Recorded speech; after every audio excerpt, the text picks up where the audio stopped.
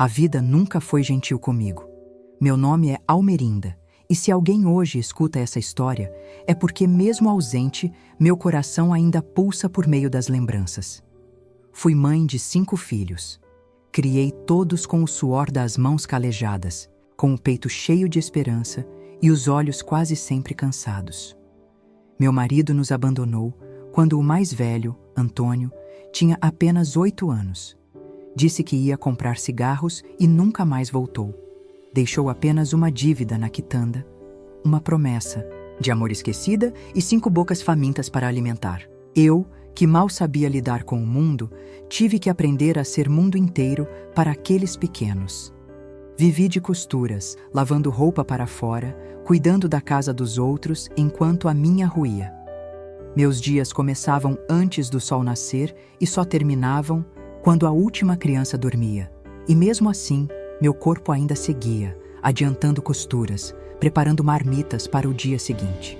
Não sobrava tempo para vaidade, descanso ou sequer lamento. O lamento era luxo, a dor era rotina. A maternidade, embora abençoada, foi também uma prisão silenciosa. Ninguém sabia quantas noites eu chorei calada para não acordar meus filhos. Eles me viam como forte, mas por dentro, às vezes eu me sentia só um caco de gente. Antônio, o mais velho, cresceu rápido. Tentava ajudar do jeito dele. Ia vender balas no sinal, fazia bicos com o vizinho que tinha uma oficina. Eu me preocupava, claro, mas ao mesmo tempo me enchia de orgulho. Já a segunda, Mariana, sempre foi sensível. Desde pequena se escondia debaixo da mesa nos dias de chuva forte. Era apegada a mim de um jeito que me fazia sentir menos sozinha. Depois vieram Jorge, Clara e a pequena Bia, que nasceu no pior dos invernos, quando tudo parecia querer desmoronar. Cada um deles era um pedaço do meu coração. E mesmo que a fome batesse, mesmo que o frio cortasse, eu dava um jeito. Muitas vezes fingia estar satisfeita, só para que sobrasse para eles. Outras, inventava histórias para distrair suas barriguinhas roncando. Lembro de um Natal, especialmente. Não tínhamos nada, nenhum presente, nenhuma ceia. Mas inventei uma noite encantada. Peguei retalhos e fiz coroas de reis e rainhas. Cozinhei uma sopa aguada como se fosse banquete e contei histórias inventadas sobre um trenó que só parava na casa das mães guerreiras. Eles sorriram, me abraçaram. E naquela noite, eu acreditei por um momento que tudo valia a pena. Que o amor era suficiente. Mas a vida não é só feita de momentos assim. Há dias em que até o amor parece não bastar. Dias em que o coração cansa e a alma suplica por um gesto de retorno, por uma palavra de carinho. E eu fui aprendendo que nem sempre isso vem. Os anos passaram como vento. E como o vento, levaram meus filhos para longe. Cada um deles seguiu seu rumo. Como deve ser, claro, mas nenhum olhou para trás. Antônio conseguiu um emprego numa empresa grande, se casou e se mudou para longe. No início ainda me ligava, mandava cartões no Dia das Mães. Mas depois o tempo virou desculpa. "A vida tá corrida, mãe", ele dizia. Mariana foi a primeira a sair de casa. Conheceu um rapaz pela internet e, contra todos os conselhos, foi embora. Sumiu. Só soube por terceiros que hoje vive bem. Já Clara sonhava em ser artista. Juntou suas coisas e desapareceu com um grupo de teatro itinerante. Recebi uma carta, anos depois, dizendo que estava feliz, mas sem endereço. Jorge foi o que mais doeu. Ele era o mais apegado, meu caçula do meio, como eu dizia. Um dia, depois de uma discussão boba, ele me gritou coisas que cortaram mais que faca. Disse que eu o sufocava, que ele não devia nada a mim. Saiu batendo a porta. Nunca mais voltou. Bia foi a última a sair. A menor, a mais frágil, a que nasceu com sopro no coração e viveu agarrada ao meu colo até os 15 anos. Ela me olhava como quem guarda o mundo nos olhos. Quando cresceu, ficou um pouco rebelde. Disse que queria viver a própria vida e partiu também. Mas Bia ainda ligava, mandava mensagem no aniversário, dizia que sentia saudade. Foi a única que ainda me perguntava se eu precisava de algo, mesmo de longe, mesmo com pouco. E assim eu segui. Uma casa grande demais para uma só mulher, cheia de fotografias que eu mesma emoldurei com molduras de papelão, paredes que guardavam vozes infantis que já não ecoavam. Com o tempo, minha saúde começou a falhar. A vista embaçava. Os joelhos já não sustentavam como antes. Mas ninguém via, ninguém perguntava. Eu ia ao posto de saúde sozinha. Esperava horas sentada com a ficha na mão, voltava com os exames e organizava tudo em pastas como quem espera que alguém um dia se importe. Em datas comemorativas, eu me preparava. Fazia bolo, punha o vestido, bonito, penteava o cabelo. Mas o telefone não tocava. E o silêncio era uma presença cruel que me acompanhava até a hora de dormir. Ouvia os vizinhos falando dos filhos que vinham visitar, das netas que mandavam vídeos, das mensagens com corações. E eu sorria, fingindo que não me doía. Mas doía. Muito. Quando você vive para criar filhos, é como plantar árvores em solo seco. Você cuida, irriga, torce por sombra no futuro. Mas às vezes, o solo não retribui. Minha casa virou um museu. Guardava tudo deles. Os primeiros sapatinhos, os desenhos, rabiscados em papel de pão, as cartinhas com "Mamãe te amo", escritas em letra tremida. Às vezes, relia essas cartinhas como quem busca oxigênio e chorava baixinho, abraçada a elas. Quando minha aposentadoria finalmente saiu, comprei uma TV nova, esperando que algum neto um dia viesse assistir desenho comigo. Mas nunca vieram. Eu era só mais uma velha no fim da rua, com as janelas sempre abertas, como quem espera um milagre. Certa vez, caí no banheiro. Fiquei horas no chão frio, chamando por socorro. A campainha não funcionava. Ninguém escutava. Foi a vizinha, Dona Iraci, que sentiu minha falta e veio bater na porta. Me levaram ao hospital. Dias de observação. Nenhum dos meus filhos apareceu. Os médicos perguntaram se queria que ligassem para algum parente. E eu, com a voz embargada, disse que não. Tive vergonha, medo de incomodar. Talvez eles tivessem coisas mais importantes para fazer. Quando voltei para casa, prometi a mim mesma que nunca mais esperaria. Mas não cumpri. Seguia esperando. Sempre esperando. Na parede da sala, mantinha a foto de família que tiramos quando Bia fez 12 anos. Foi a última com todos juntos. Era um retrato torto, feito com a câmera de um vizinho, mas para mim era uma relíquia. Cada rosto ali contava uma história. Eu era mais jovem. O olhar ainda tinha esperança. Eles, tão diferentes, tão meus.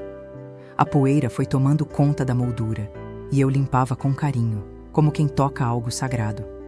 Era o único momento em que todos ainda estavam comigo. E era ali que todas as noites eu fazia uma prece. Senhor, cuida deles, e se algum dia eles lembrarem de mim, diga que eu os amei com toda a força que uma mãe pode amar. Eu não sabia que aquele domingo seria o último. Acordei mais cansada que o normal. O corpo não obedecia, a respiração era curta. Fiz meu café como sempre, sentei na cadeira de balanço da varanda e fiquei ali por horas, olhando o vazio da rua. Sentia que algo se despedia em mim, mas não sabia explicar. Tentei ligar para Bia, chamada não completada. O silêncio da linha parecia me dizer mais que palavras.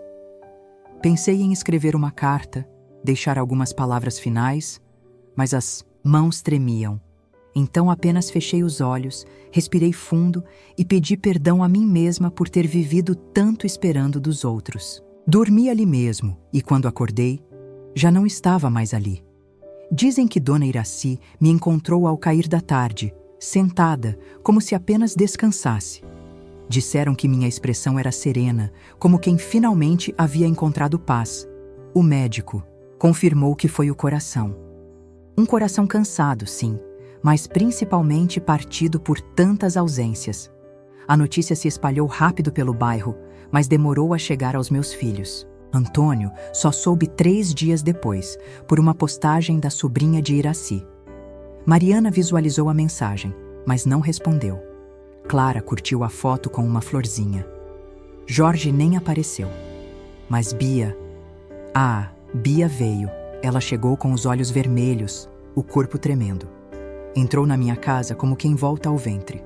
Pegou meu retrato, apertou contra o peito e chorou como criança. Foi ela quem cuidou de tudo. Organizou o velório simples, chamou os vizinhos, pôs flores do meu jardim sobre o caixão, pediu que tocassem minha música preferida, aquela que eu cantarolava enquanto cozinhava. Enquanto os outros filhos ignoravam ou justificavam a ausência com frases vazias, Bia permaneceu. Segurou minha mão fria como quem segura a alma. E no momento em que fecharam o caixão, ela sussurrou: "Desculpa, mãe, eu te amo tanto." Durante o velório, muita gente comentou: "Uma mulher forte", diziam. "Criou os filhos sozinha, fez tudo por eles." Mas a maioria se perguntava onde estavam os outros. 5 filhos e só uma veio. Alguns balançavam a cabeça, indignados. Mas eu, mesmo ausente, sabia: cada filho ama de um jeito, ou não sabe amar, e a ausência deles não apaga quem eu fui. Eu amei com tudo, mesmo sendo esquecida, mesmo sozinha. Meu amor não dependeu de retribuição. Só que agora, enfim, eu descansava. Já não havia mais dor, nem esperas, nem janelas abertas. Só a paz do dever cumprido e a certeza de que ao menos uma vez alguém voltou. Se hoje minha história é contada, é porque Bia quis que ela não morresse comigo. Foi ela quem escreveu cada linha, resgatou fotos antigas, juntou fragmentos do que eu fui. Disse que o mundo precisava ouvir, que outras mães talvez se vissem em mim. E que talvez, só talvez, alguns filhos pudessem acordar a tempo, porque há muitas Almerindas por aí. Mulheres invisíveis que doam tudo sem jamais receber de volta. Mães que foram chão e teto, pão e afeto. E que agora envelhecem em silêncio, esperando por telefonemas que não vêm. Não porque erraram, mas porque o mundo ensina a esquecer quem nos amou primeiro. Bia hoje fala sobre mim com orgulho. Criou uma pequena biblioteca no bairro com meu nome. Lá, colocou minha cadeira de balanço, minhas molduras de papelão, os retalhos que um dia costurei com amor. E ali, toda tarde, lê histórias para crianças da comunidade. Diz que é a forma de manter minha voz viva. E eu estou ali, de certa forma. Em cada palavra que ela diz, em cada criança que sorri, em cada mulher que sente que ainda pode ser lembrada. Mesmo depois de tanto abandono. Meu legado não foi dinheiro nem fama, foi amor. Um amor silencioso, mas resistente. A todos os filhos que ouvem essa história, eu deixo um pedido. Voltem, antes que seja tarde. Antes que o sofá esteja vazio, a comida esfrie e o retrato empoeirado. Seja tudo o que reste.